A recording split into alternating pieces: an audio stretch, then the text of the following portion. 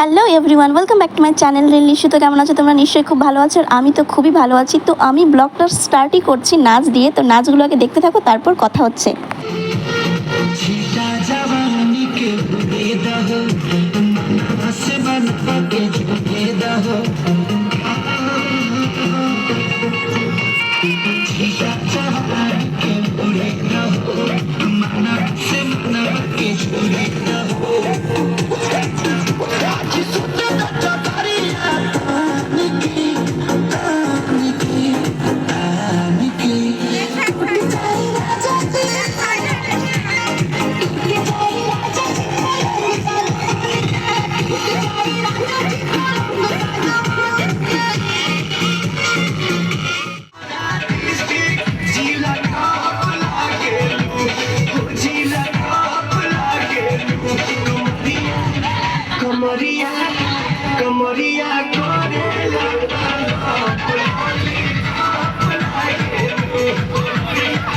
আমি এই ব্লগগুলো অনেক দিন পরে আপলোড করছি, তার জন্য প্রথমেই তোমাদের কাছে ক্ষমা চেয়ে নিচ্ছি। কিছু করার ছিল না, আমার এক্সাম ছিল, সেই কারণে খুব ব্যস্ত ছিলাম। তো এক্সাম শেষ হয়ে গেছে এখন, তাই ভাবছি যে ব্লগগুলো তোমাদের দিই।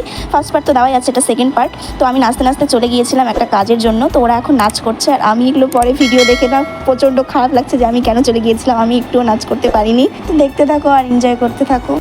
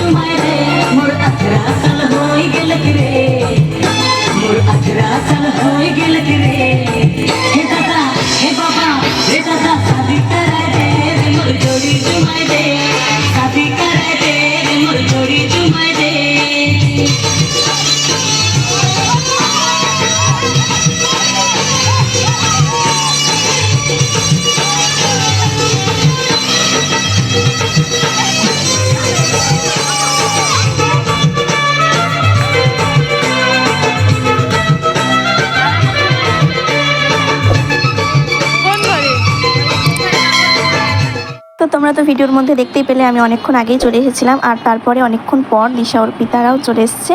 আর এখন তো সিঁদুর দান হবে, সব কিছু করছে, যজ্ঞ হচ্ছে। তো দেখতে থাকো ভিডিওটা, বেশি বকবক করবো না। কত না ভাগ্যে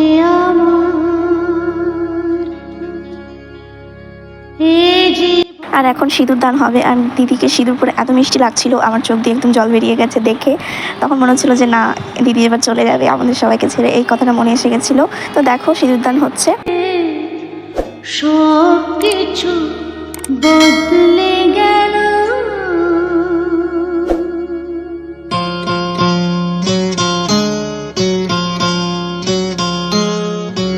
কত না ভাগ্যে আমার এ জীবন ধন্য হলো। শিথিরে একটু সিঁদুরে সব কিছু বদলে গেল, কত না ভাগ্যে আমার এ জীবন ধন্য হলো।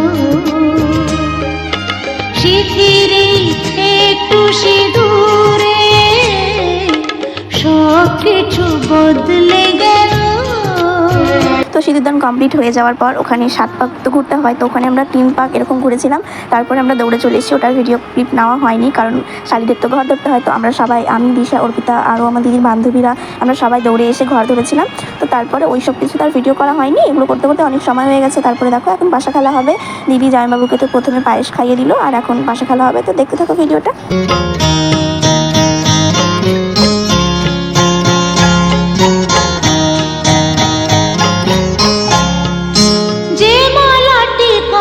কি পেলা সে তো নয়।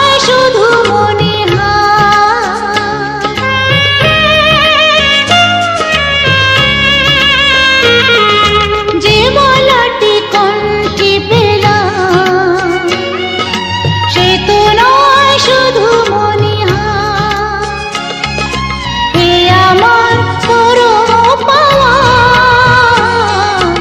এ আমার পরম পাওয়া, জীবনের সেরা উপহার। আমি খুব তাড়াতাড়ি আবারও একটা নতুন ব্লগের সাথে আসছি। ততদিন তোমরা সুস্থ থেকো, ভালো থেকো। দেখা হচ্ছে নেক্সট ব্লগে। টাটা। নয়নে এরো